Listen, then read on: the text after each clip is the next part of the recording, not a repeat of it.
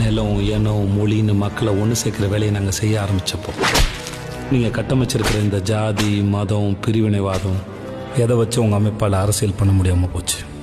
அப்போ ஆரம்பிச்சது இந்த பயம். அந்த பயத்தால் தான் எங்களை பிரிவினைவாதிகள்னு பிரச்சாரம் பண்ணுறீங்க. He belongs to a Tamil Travelers organization called Nam Tamilers. They have roots all over the world. They have sympathizers all over the world.